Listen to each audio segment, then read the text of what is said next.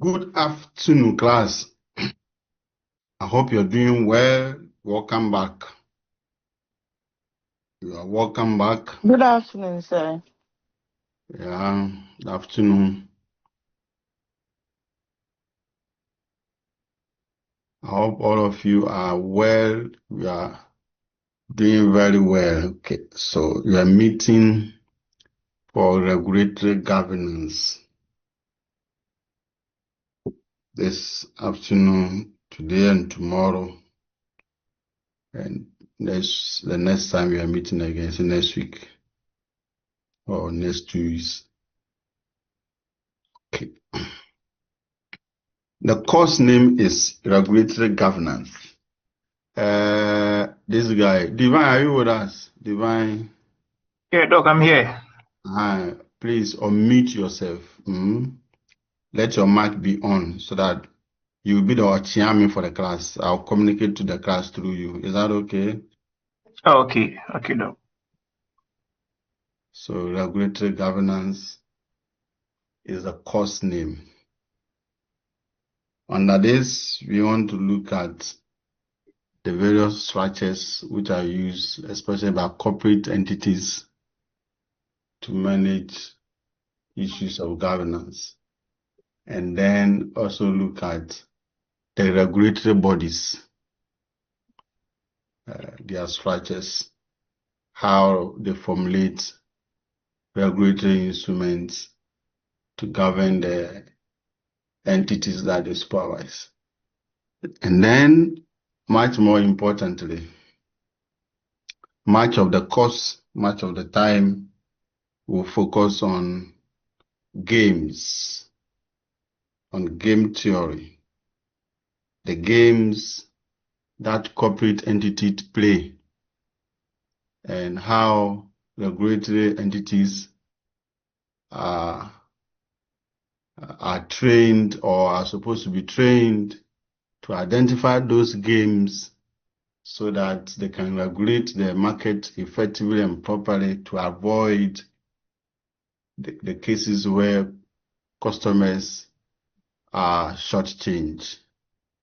So much of the time, you focus them on the games. You call them game theory. Games are instruments which are used by corporate entities to manage their business, to undertake decisions to manage their business. And some of those games can generate unethical issues. Some of those games can lead to unethical outcomes that affect customers. So regulatory entities are supposed to know the games. They are supposed to understand how corporate entities play games so that they will be in a better position to keep an eye on the corporate entities and avoid the games. Other than that, customers will be shortchanged most of the time by regulatory entities, by corporate entities. So that's what we shall be doing. So the first part will be the pillars, the pillars for regulatory governance, and then the second part will be the games. Okay. So what is the meaning of regulatory governance? Hey, Doc, please, your screen is not visible. Are you sure? Is it you who can see or the others cannot see?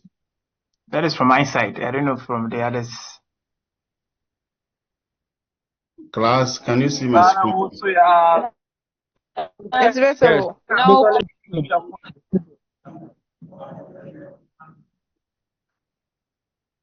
Divine, check your settings. Okay, Prof. Otherwise, I can unshare it and share it again. But it's probably from your end. So please check your settings and get back to me. So regulatory governance is basically, let me even ask you first before I say it. I don't I expect that you guys have done advanced reading. You have taken books and then read them. So what's the meaning of regulatory governance? What comes into mind when you hear the word regulatory governance? You have a lawyer in your class, is that correct? Yes. Or that lawyer is in Accra. So we have a lawyer in our class. Yes, you have a lawyer in Kumasi, and I think there's a lawyer also in Accra. Yes, sir. I'm here. The lawyer in Kumasi, I put it to you. What is the meaning of regulated governance? Sir, I think it is the form of governance that uses rules and regulations to achieve the objectives of the firm or the company. Okay, that's nice.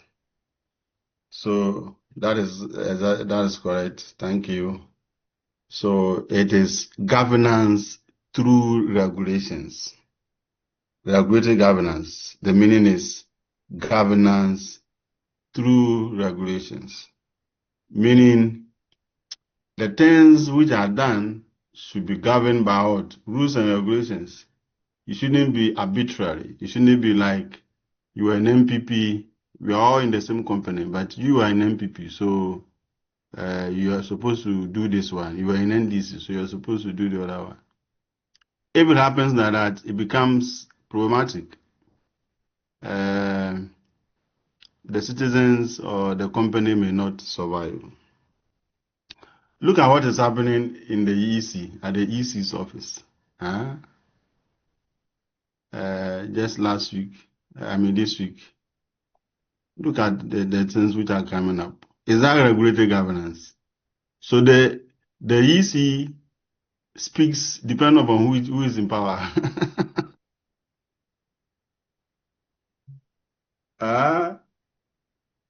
The EC's position, the EC decisions, to some extent, are moderated by who is in power. What kind of behavior is that? How do you live in a civil society like that? Look at Ablekuma. Is it Ablekuma North or South? Which one is it? Divine, you should put your mic on and then respond to the questions. Ablekuma North. Ablekuma North. Look at what is happening. Elections 6 months. Hey. And the last time in the year 2020, I think a constituency in the Volta region, for the whole of the 4 years, they did not get representation in parliament, which is not good. And then this one to Ablekuma, not the MPP says they're going to court. Do you think MPP would have gone to court if it's MPP which is in power? No.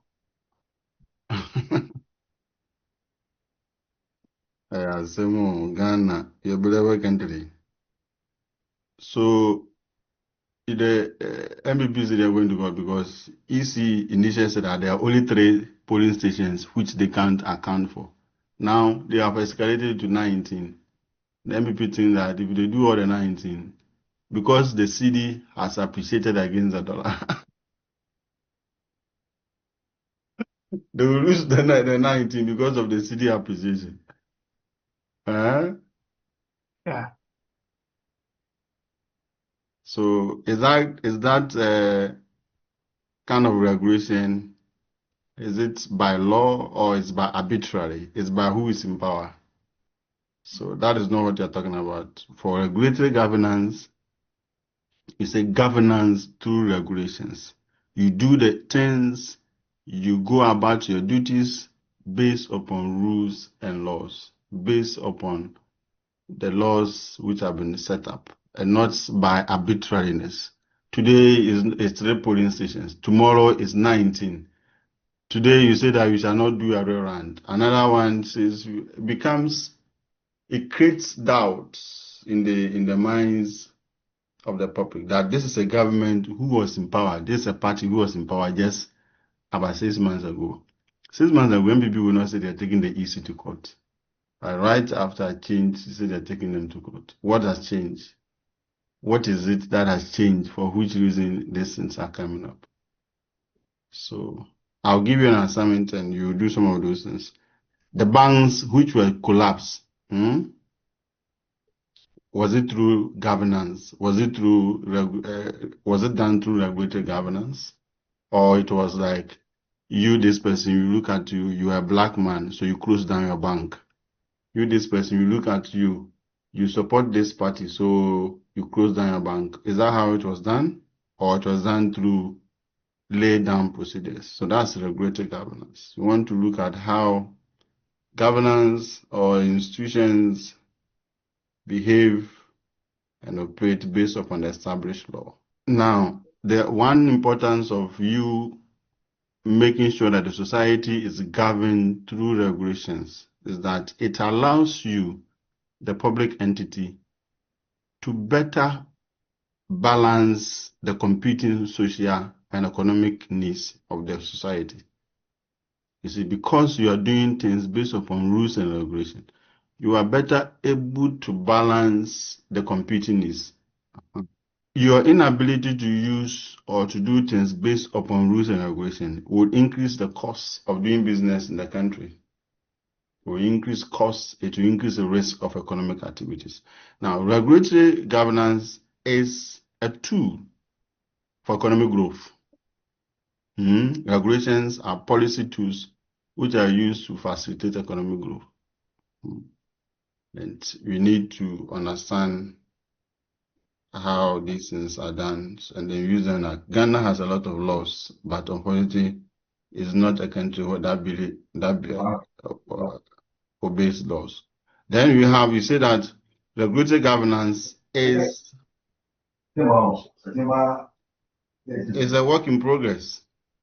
It is not something that you have arrived. No, because society keeps on changing.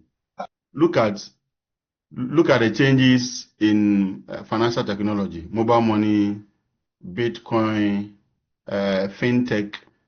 Just last week, Bank of Ghana issued a statement indicating that some fintechs, they listed their names, that people should not do business with them because these ones don't have regulations. Indeed, at the time that mobile money came, there was no regulation to manage it. It is now that Bank of Ghana managed to set up some structures to manage it. At the time that you started using WhatsApp, there was no regulation in Ghana that managed or that regulate the use of WhatsApp. It is quite recently that they have passed the Electronic Communications Act to govern some of this. So what it means is that sometimes financial technology overtake regulations. So what do you do in that case? Currently, I don't know, Mr. Lawyer, you can help us. I don't know currently whether there is a law governing Bitcoin. And yet people trade in it. In Ghana, we don't have any cryptocurrency laws yet. And yet people in Ghana trade in it. So how do you deal with all those things? These are things that you should open your minds and your eyes to. Regulations, governance regulations, it has grown drastically all over the world because of these 8 points. Globalization. Now you cannot hide in Ghana and do things and go scot-free. People will get to know it in other parts of the world. So globalization, issues of globalization makes push governance or institution to do the right thing. And then changes in technology. I was spoken about that, so I will skip it. Then number 4, social changes, especially social media. Last week, I want you to also remember that there's an assignment for you, which is a semester-long assignment.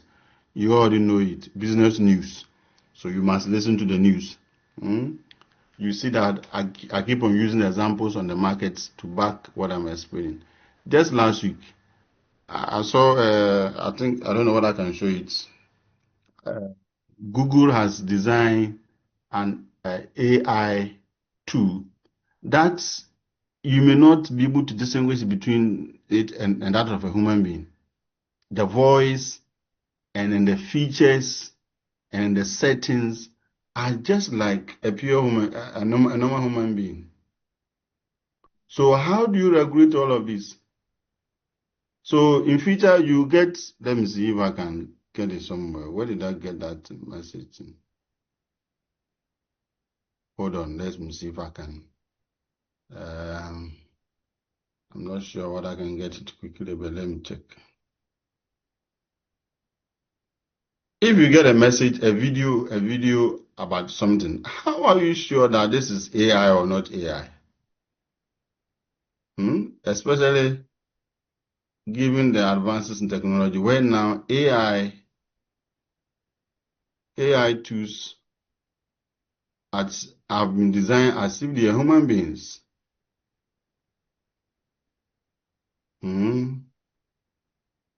AI tools have been designed as if they are human beings. So if you get a message from somebody, how will you know that this is AI or not AI?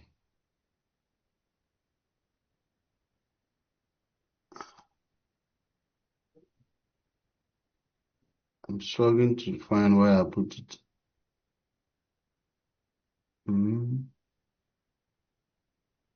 I will look for it one day and share it. Today I'm fine. I don't want to waste time on it. So social media, you get a video from somebody about your boss telling, or the videos indicate that your boss says this. How do you know that is true?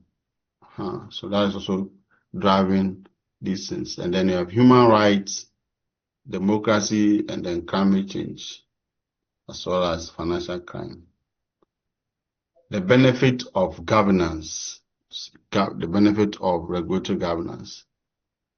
You all know them, but just a brief check. I'll run through this quickly, this first part, because it's not anything serious. It's something you can read. The second part, the game theory, is where you shall go slow, because that's calculation. And the lady who sat in front of me, the black lady, she knows herself. She ambushed me in a certain place and said, no, say the calculations aspect, I want you to go over. That's the last semester. Regulatory governance checks the abuse of state power. See, which is, you don't want a case where the government comes to your house and harass you unnecessarily. No. You want things to be done according to law. And then it also checks for arbitrary handling of economic affairs. Okay.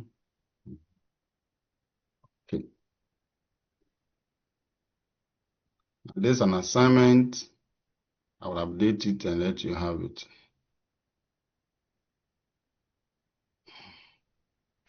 Now, these are the pillars, 6 of them. Pillars of regulatory governance. That is the importance or the things that regulatory governance sit on.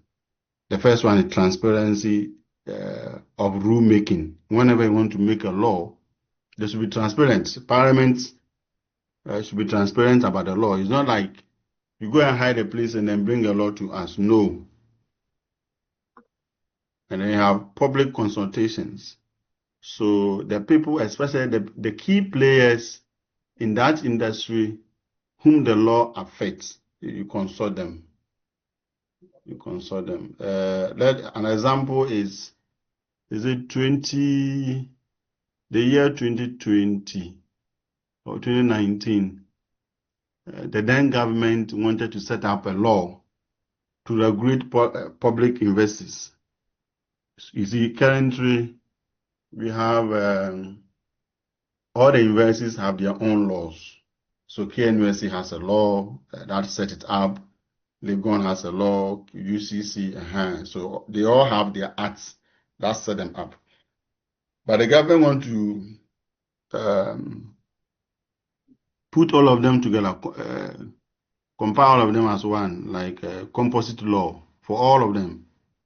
So the same law that Legon or will be affecting Legon will be the same thing that KNUSC will use.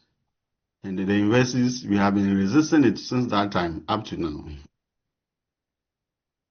Because we see it to be a manipulation of the system, a manipulation of the government intention.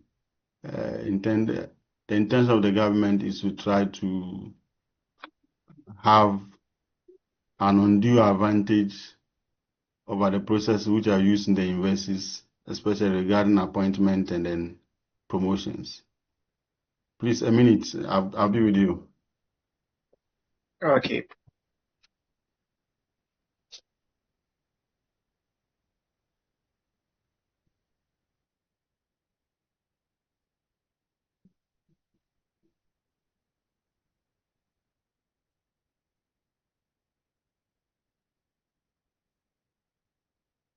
Okay, I'm back.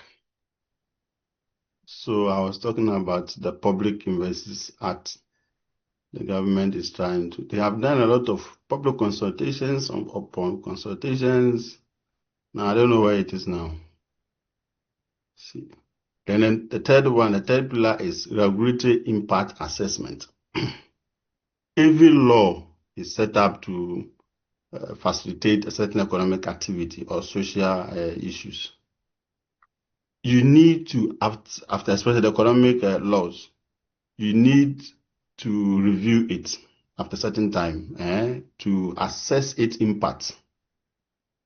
For example, in terms of its impact on economic activity, how is that enhancing business growth and then business competitiveness, Ghanaian business and outside business?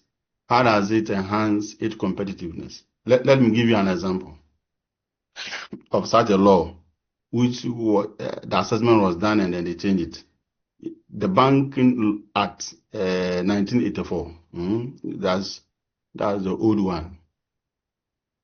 Or is it 89? You see, that law did not allow Ghanaian banks to become internationally competitive. I mean, there were so many restrictions in the law in such a way that foreign banks had difficulties in relocating to Ghana. So the banking industry was not competitive in terms of attracting new investment from other places if we were going to use that law up to now. So they had to change it because of changes in the financial industry. They had to change it to make the commercial banks now universal banks. You see, how did they change it? You do an impact evaluation of the law. Impact evaluation is this. When you talk about impact evaluation, then use a simple lifestyle to explain, and then you bring it to the law. Let's say you want to find the impact of mosquito net. The impact of mosquito net on pregnant women and babies. The impact of what? Mosquito net on pregnant women and babies. So what you do is that you take two communities. You can use two communities or you can use the same people. So let me use two communities. So community A, let's say they are all in Kumasi. Community A and then community B. The people under community A, they will be required, they will be encouraged and be required to sleep under mosquito net. They will be required and then be encouraged to sleep under the mosquito net with their children. And so, and those in community B will not be required to sleep under mosquito net. They can sleep on maybe when they're going to sleep, they spray the room. After 1 hour, then they go and sleep. Those in community B. So they will not be allowed to, they will not be required to sleep under mosquito net. Okay. So they start the experiment for, let's say, 6 months. Then after 6 months, they go and then check the communities to find out those women and children who slept on the mosquito net. How many people within the period got malaria? And then those who did not sleep on the mosquito net in community B, how many of them got malaria during that period? You see, so then they will compare and say that, okay, those in community A who slept on the mosquito net, just one person got malaria. Among, let's say, 100 people, just one person got malaria. But those in community B, among the 100 people, 98 of them got malaria. Then you then will can conclude that sleeping on the mosquito net is better than what? Not sleeping on the mosquito net. Do you understand me, Divine? Yes, sir. That is called impact evaluation. It's an experiment. Now another one is this. Another example is this. You use the same entity, the same person. Let's say, what do you call it?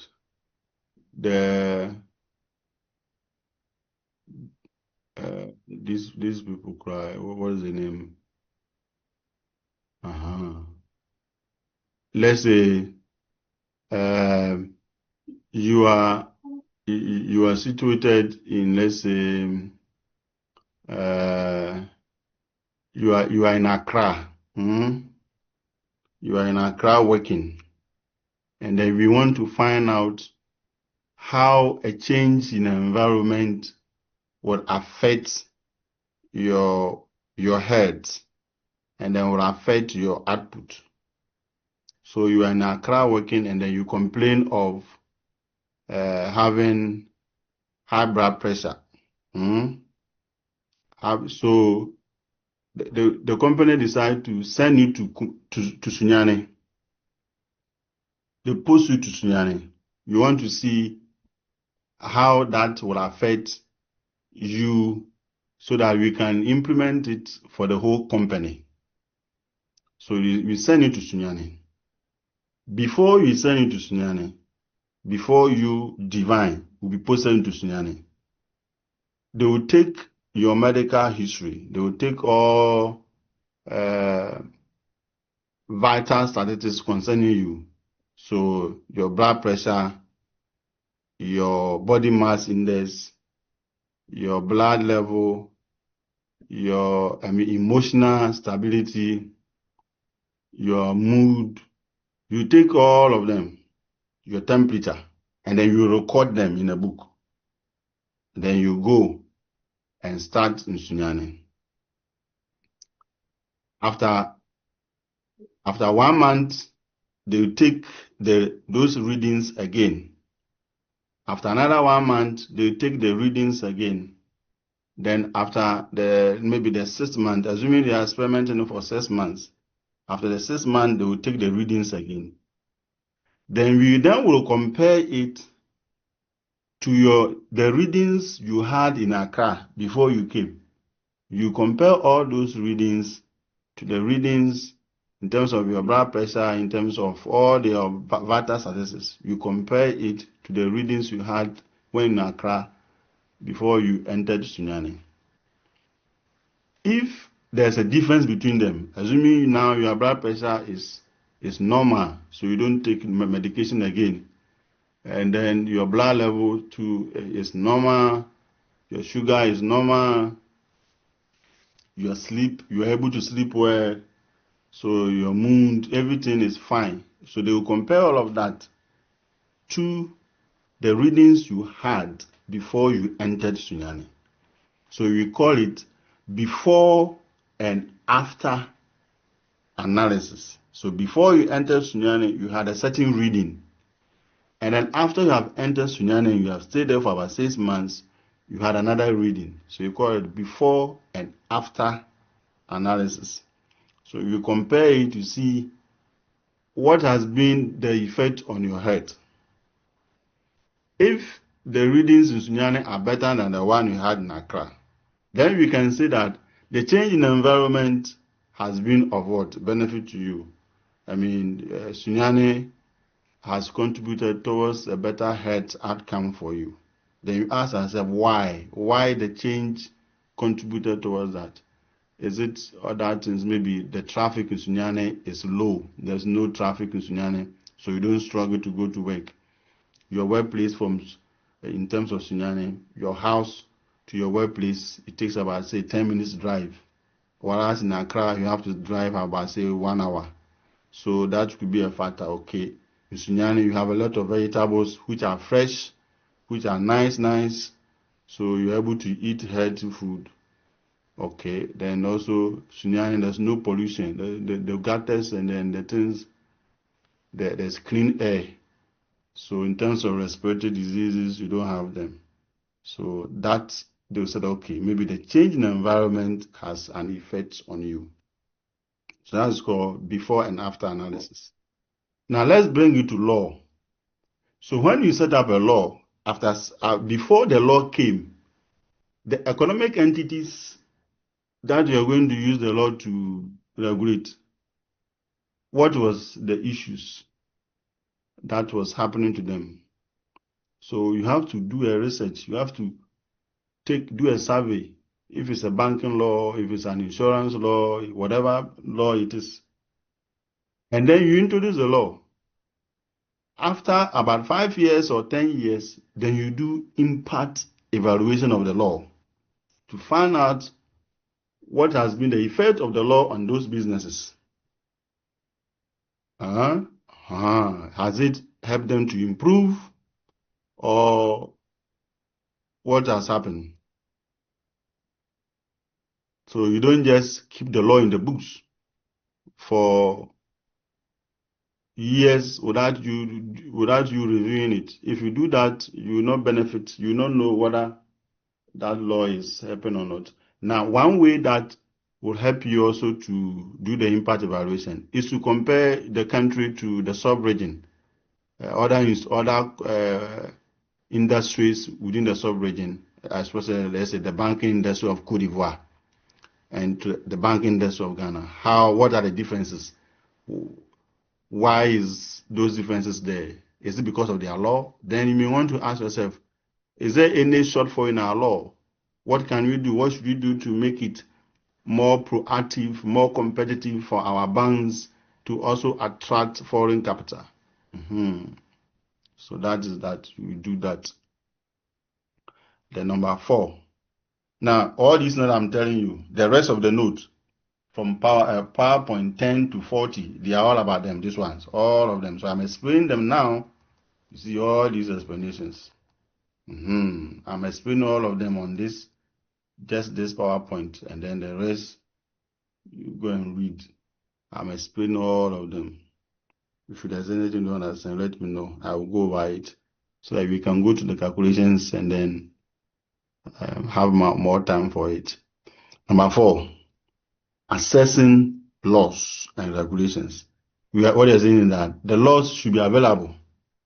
It's not that you hide the laws in a certain book. No, they should be available for citizens to have access to it, so that they can even critique it. So when you come to Ghana, you go to Parliament website, whatever law you want, you get a copy. It's available. You go and take a copy and then you read. Okay. You go to certain countries, they are required to put it on their website. That is the regulatory body. That is which is having that law, supposed to put it on their website so that citizens can have access to it. So, for example, in Ghana, Bank of Ghana, if you go to Bank of Ghana website, the laws which relate to banking and then the financial issues, they are available on the Bank of Ghana website. You download them and then you read. If you go to GTEC is the commission the regulatory body for tertiary education in Ghana. If you go to their website, you get the laws that they use to regulate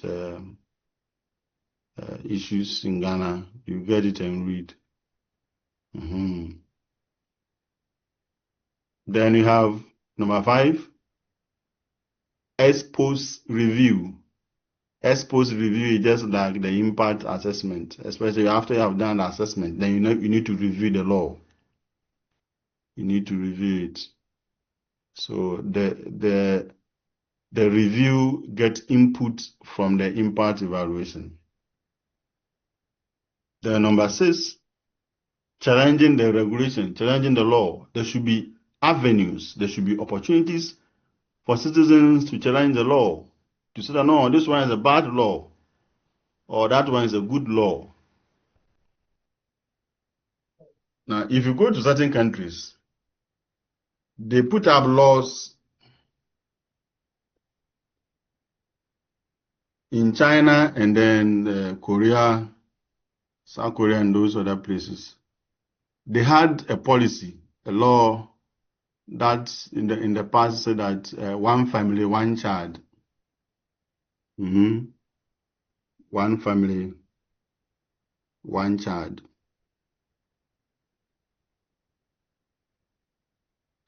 Ghana, the government of Ghana did not make it a law. But I remember former President Lawrence, may he so rest in peace. He and the wife, they were encouraging people to exercise birth control, like instead of you giving 10, you can give 4, that kind of thing. But Ghana, it was not a law. But when you go to certain countries, they made it a policy, they made it a law that one family, one child, because they thought that they were having a lot of human beings. A lot of the population was growing so drastically, and they had challenges managing that population growth. But now they have seen that they were wrong. Those laws were wrong. Bad laws. You don't regulate human births. I mean, let them produce. Anything that contradicts the word of God will not stand. The word of God says that produce more and dominate. And then you say that you want to have a law that says what? One child, one family, one child. Now they have reversed that law because there are places where they don't have human beings to stay in the homes. There are villages now, they don't have human beings in those villages. If you go to Japan, the population of Japan has reduced. I mean, they have a lot of people who are old age. A lot of people who are elderly, but they have fewer children. So you know the population pyramid. The population pyramid. The top is smaller and then the base is big. That is how it's supposed to be. But when you go to Japan, it's the opposite. The top is big and then the down is small. Because you don't have children. Not only Japan, South Korea, China, and all those places, they are suffering in terms of getting human beings, getting children to occupy the places while when the older ones dies. Now, if you don't have children, what it means is that certain companies will have to fold up. Certain companies in the country will have to fold up. Companies that produce baby food, baby diapers will have to fold up. They have to close down. Schools for primary schools and then kindergartens will have to close down. That's somebody's business. So, but it is much more serious in the sense that if you don't have human beings staying in those places, they become ghost towns. Now, even in Japan, they have, you go to the streets, I don't know whether I have time to show it to you. You go to some of the towns, some of the cities, you see that they have put up Abodiaba. Let me see whether I can get it and show it to you. They have Abodiaba have been erected to represent human beings in those places. You see, let me see if I can show you a brief one. So I'm going to unshare this one and then show that one to you. I hope it will play. I'm going to YouTube, BBC documentary. Time high. Divine, can you see my screen? Yes, please. Okay, so this is BBC documentary. Hello, I'm Lucy Hawkins. From the BBC World Service, this is the global story. In Japan, the number of abandoned homes is at an all-time high. 9 million properties sit empty, blighting city streets and turning some rural communities into ghost towns. So what do these crumbling houses say about Japan's existential crisis and its aging, shrinking population? Now, see the street. Divine, can you see the street? Yes. You see there's a human being walking there. Yes. And then look beside the houses. What do you see? I think they've made people as if they are humans. Abodiaba. Images, yeah. So that was a bad law to say that you should have one family, one child. And now this is the effect of that. You have places, you don't have human beings to stay there. You go to some of their universities, especially in South Korea and Co., they are teaching the students how to, there are courses, they call them love courses. They teach the students how to love, how to propose to people, and then how to give birth. And then when you marry, they give you money. If you give birth, they give you money. Because they don't have human beings. They want more human beings because of a bad law they had in the past. And could a new breed of homeowners, young, foreign, and eager for a bargain, help to solve the problem?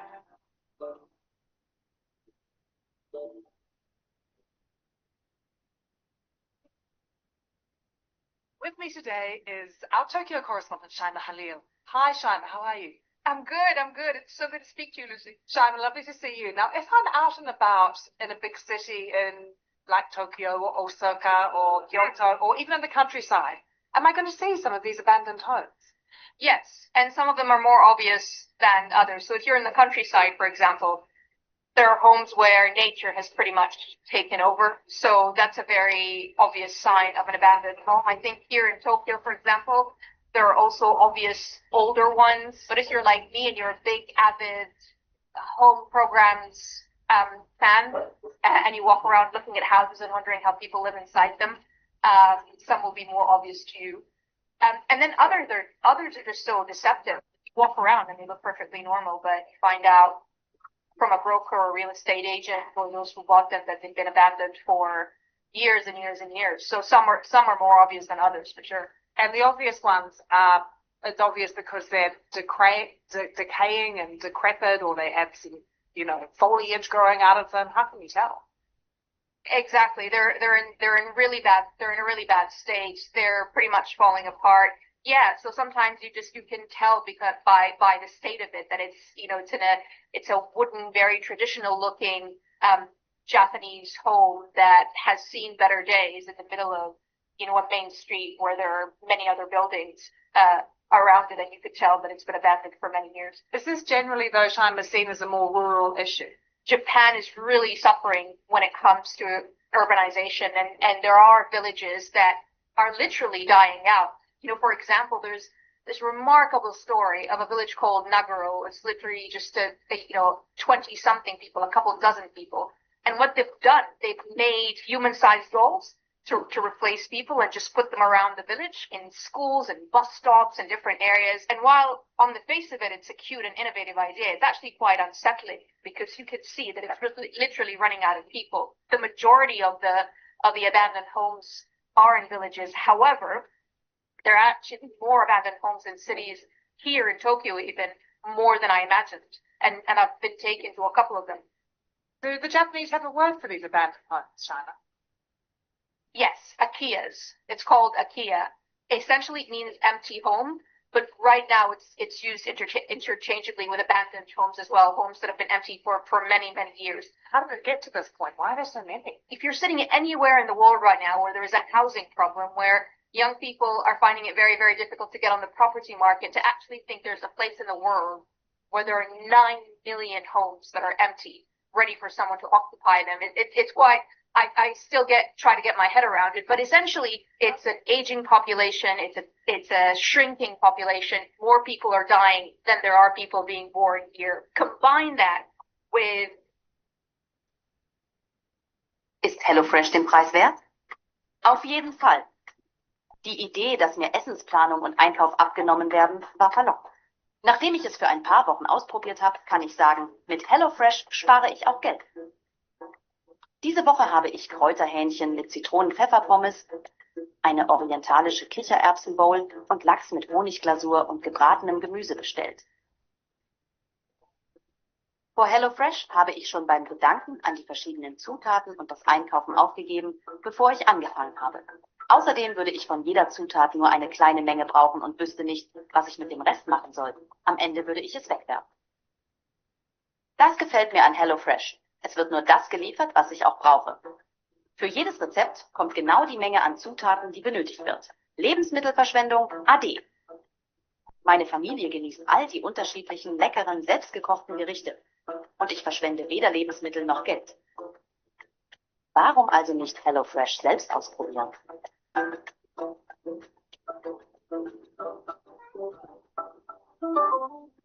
Hol dir deinen Rabatt über den Bank.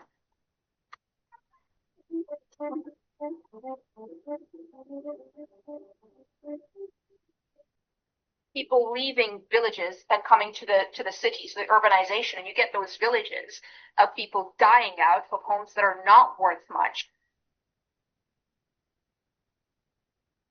Later, you can watch the others at your free time. There are more things there.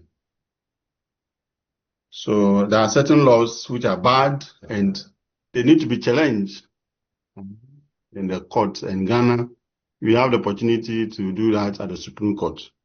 If there are certain laws which you think are bad, you go and challenge them. Just last year, the law, the act that Parliament tried passing, I think they passed it, but the President did not sign it. That is the law regulating homosexuality, the law to ban homosexuality in Ghana. I remember some lawyers and some other people went to the Supreme Court to go and challenge it.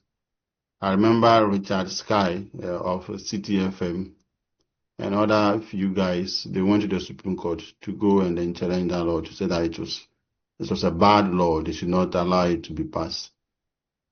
Parliament went ahead and passed it, but the President also decided not to sign it. And then he has left power. The new President, you don't know whether he's going to sign it or not. Let me ask you, Mr. Lawyer, some people are saying that because the former President did not sign it, the process needs to be restarted all over. Is that correct? Do they need to restart the process all over? Or the current President can just go ahead and sign it into law? He's off. The lawyer is not with us. So my network fell a bit, so I missed the last few minutes. My question is the challenging of the laws. The Constitution gives the citizens the opportunity to challenge certain laws. So I remember Richard Sky and then some other guys, they went to the Supreme Court to go and challenge the law regarding family values and then the issues on LGBT.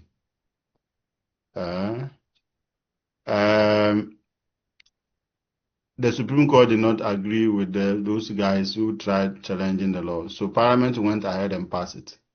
But the President did not sign it. And my question is this. The president did not sign it. Can the new president sign it, or they need to restart the process all over?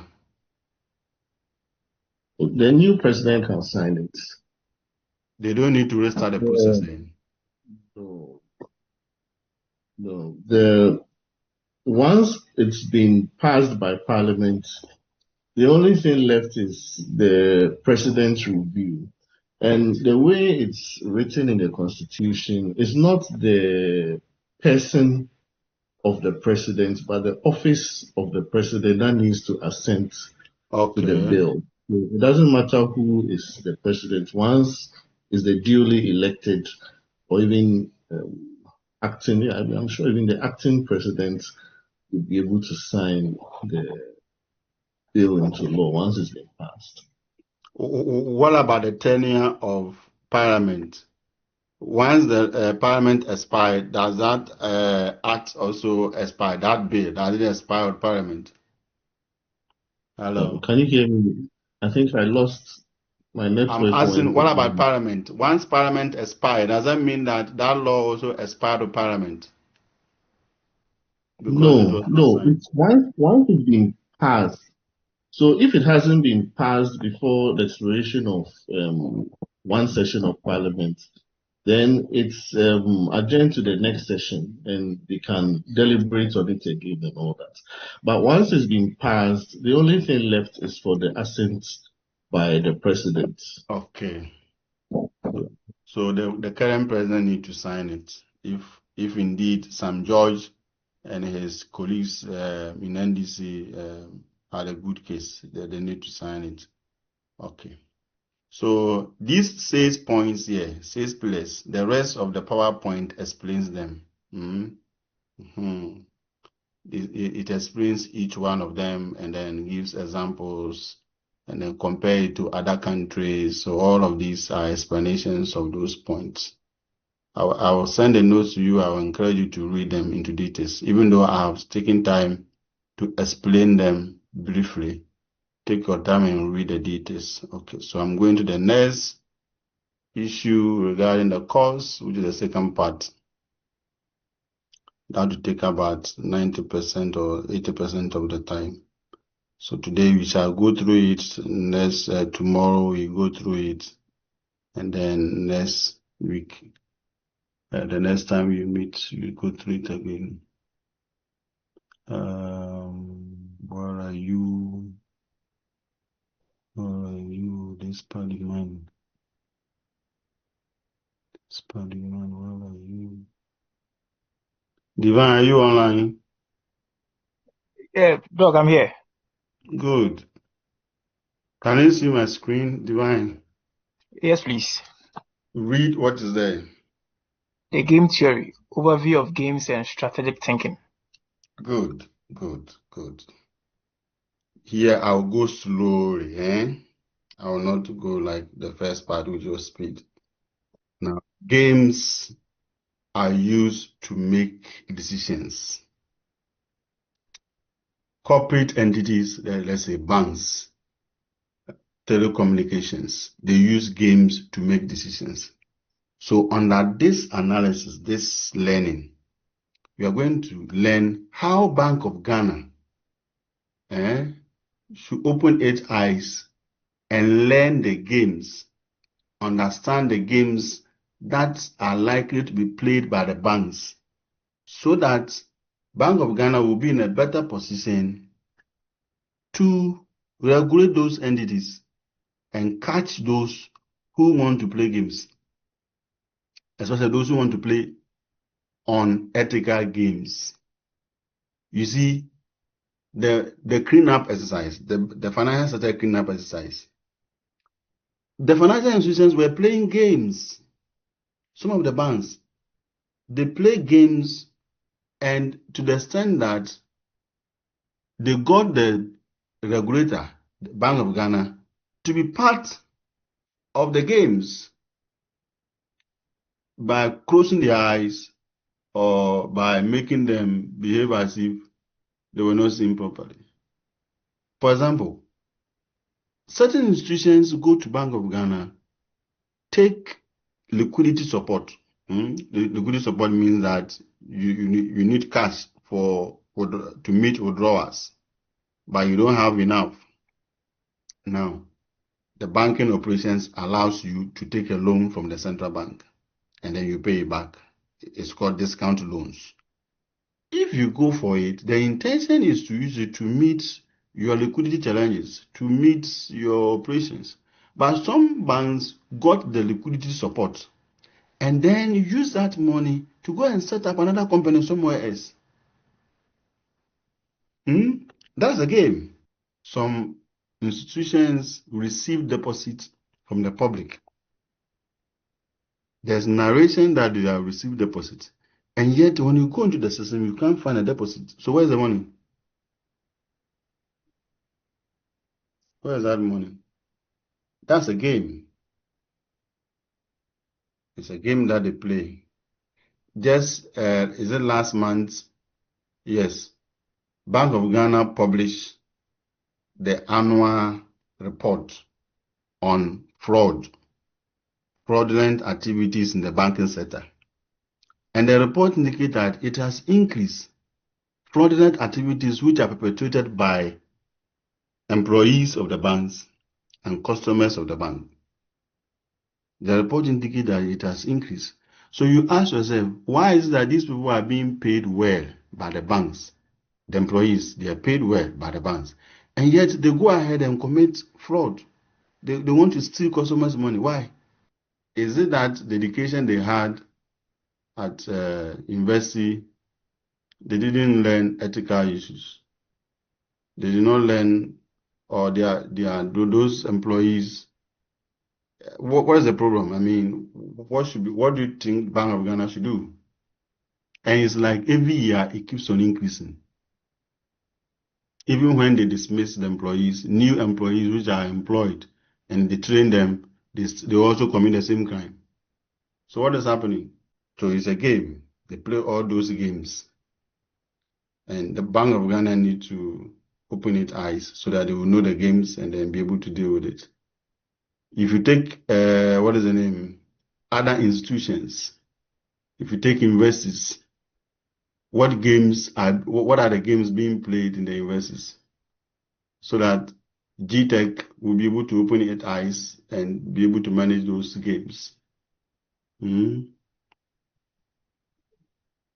What games are likely to be played by Legon and KNUSC in terms of student numbers, in terms of programs? What are those games? So games are used. They are not bad though. Games are not bad. They are used to make strategic decisions. But I'm saying that it can be abused by certain other entities. Even between you, the student, and us, the lecturers, we play games. So games can be used in almost every situation. They are powerful tools for making decisions. Between you, the students, and us, the lecturers, we play games. What are some of them? For example, when you are learning for your exams, when you are revising for your exams, you play games with me.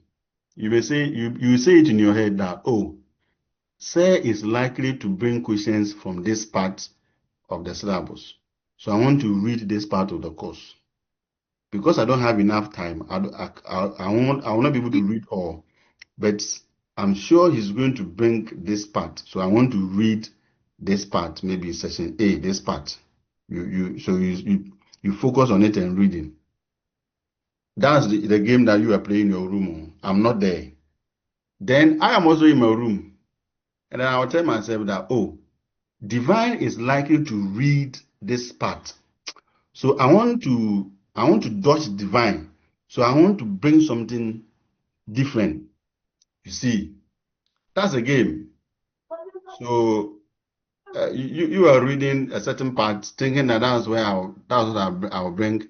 I'm also thinking that, okay, you may read this part, so I'm also don't want to bring that part. So you play a game.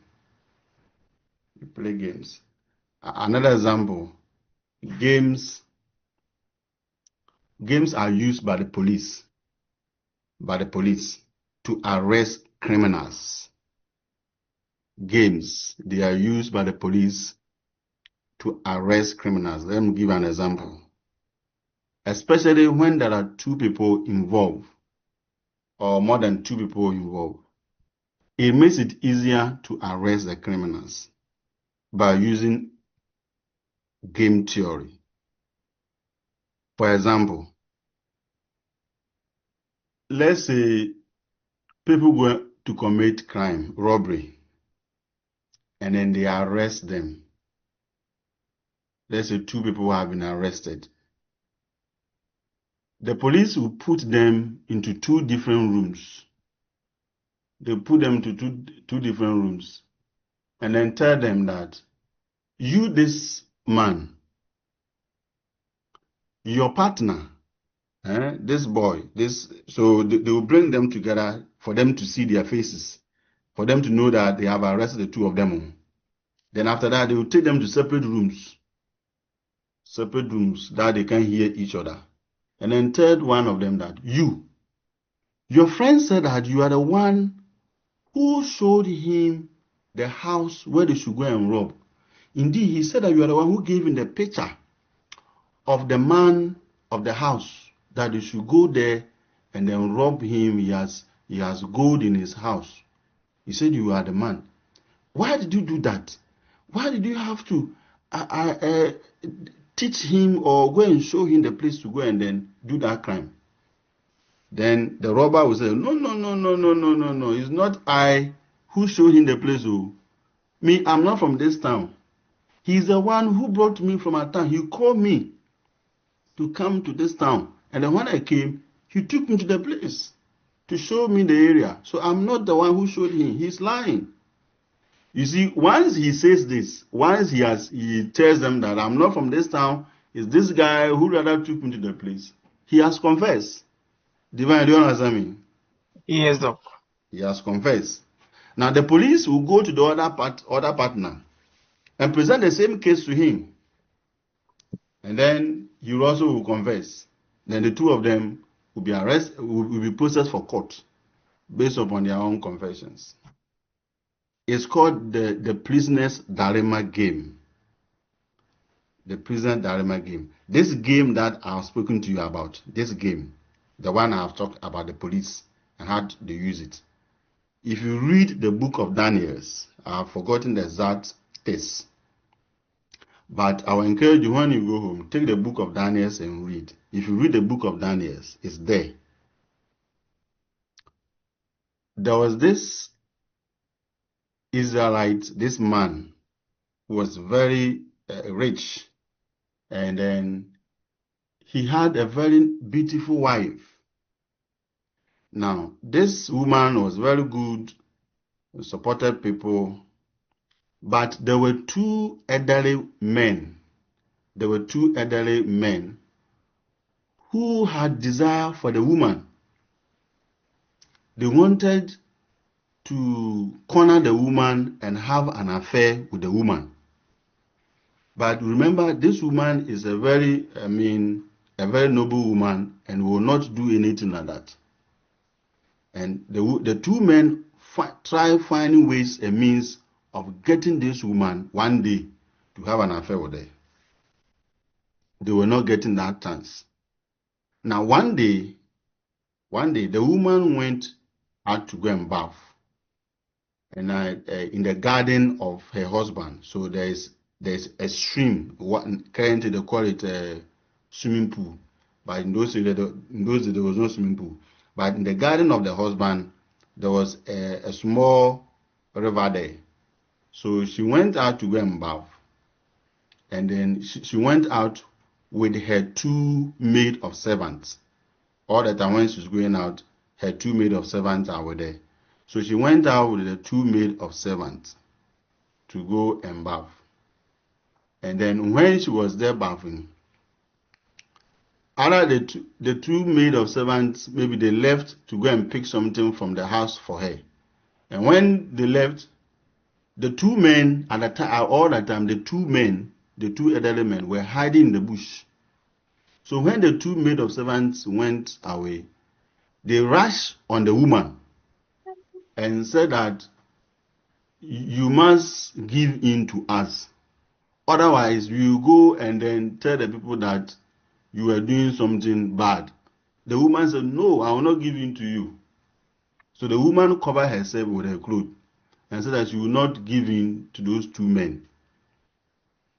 So those two men, they called the elders of the community, the Israelite community, and informed them that they caught the woman red-handed having an affair with a certain man.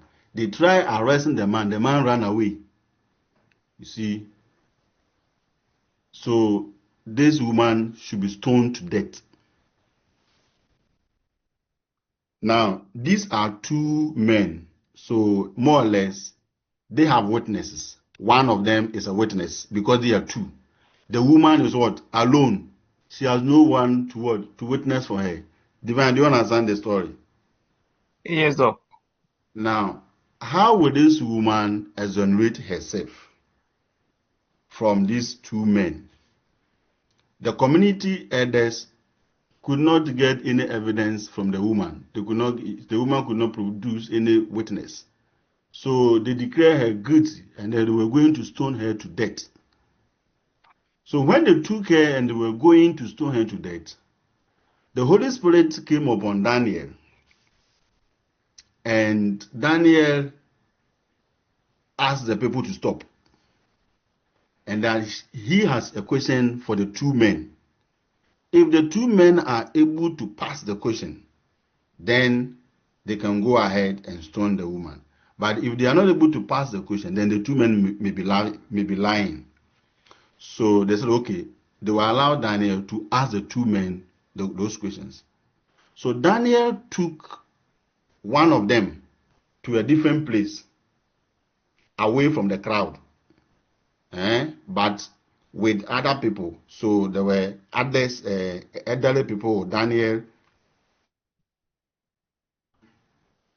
you say you were standing under a tree. What's the name of the tree that you were standing? He mentioned the name of the tree. I've forgotten it, but let me give an example. He said, oh, I was standing under a mango tree. You were standing under a mango tree with your friend. The two of you were standing under a mango tree with your friend. You say, yes, you were standing under a mango tree and we saw her having an affair with that man. Are you sure you stood under a mango tree? You say, yes. Okay. Then they allowed him to go and stand somewhere. And they called the other person.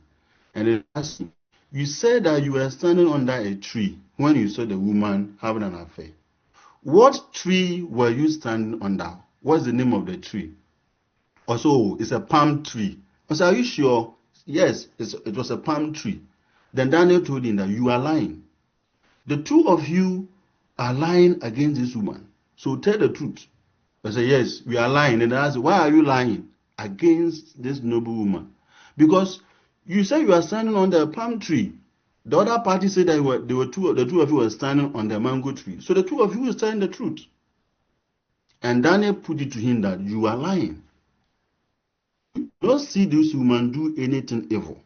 It is rather you who want to do something to her, and she did not give in. So you are lying against her. So tell the truth.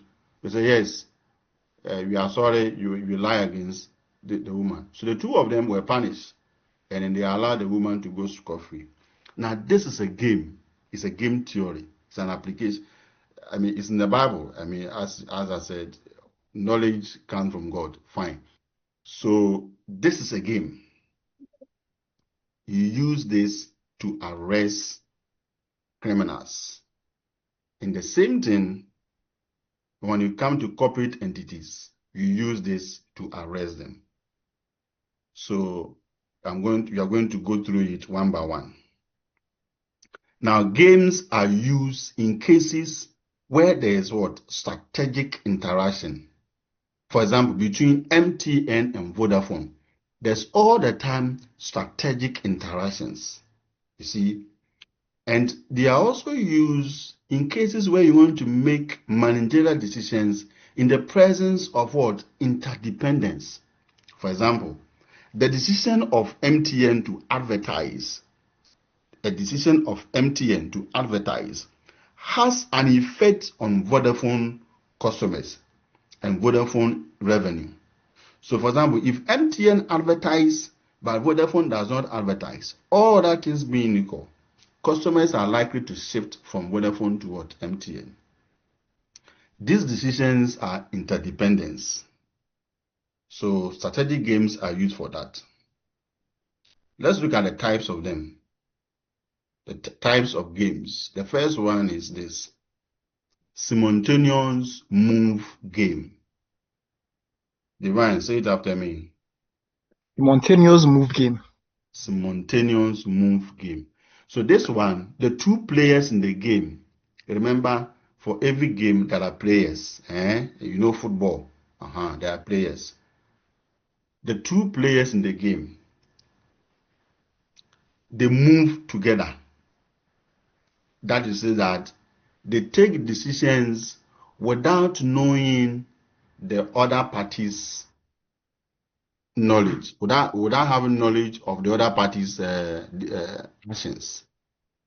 Let me take it again.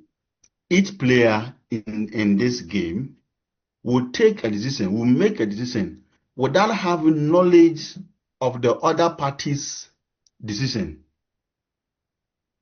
An example is MP.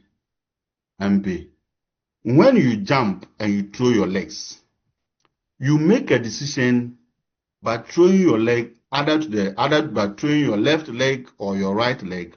You throw it without waiting for the other party to throw before you throw. You see, so the two of you jump and you throw your legs. You don't wait for the for your opponent to throw the leg before you throw yours. No, you throw your leg without knowing what your opponent is going to throw. Other the person, the ladies online. How do you play MP? Do you throw your leg or the two of you at the same time, or you wait for one person to throw before you throw? So we throw it at the same time. Good. So that is a game, a simultaneous move game. So there are certain decisions that MTN will make, but they will make that decision without being aware, without having knowledge of what Vodafone is doing. You see, certain decisions that MTN will take, they will take those decisions without having knowledge of what Vodafone is doing. You call them what? Simultaneous move game. Simultaneous move game, just like MP. Then we have sequential move game. Sequential. Please, if I'm going fast, you tell me, say we are going too fast, because this it is mathematical. You need to understand these things before you get to the calculations. So if you don't understand the basis here, when you get to the calculations, it will be like you're dreaming. So please, if I'm going too fast, just no. Say please take it easy. Can you please repeat this one? Then I'll go over. Don't wait for me to finish everything. Then you tell me that I did not understand. Like my friend at church, she ambushed me, and and then he said I should teach her all over again. Sequential move game. Sequential move game. So this one player will play, then the opponent will also play. You play, the opponent will play. You play. It's just like drafts or cars, spa. When you're playing cars, I play, you also play. I play, you also play. So or drafts. You know, dummy. You guys, Divine, are you with us now? Yes, I'm here. You know how to play draft, dam. Yes, please. You play, and then your friend will play. So in this case, one player will be aware of the decision that the other person has taken before they make their move. So you take a decision, you take an action by being aware of what your opponent has done. Sequential move game. Then the next one short game. One short game. What is the meaning of one short game? This one, we play it just once. You play it what? Just once. There's no opportunity for the two of you to meet again. There's no opportunity for the two players to meet again regarding that game. You play it just once. Then there is this other game. You call it repeated game.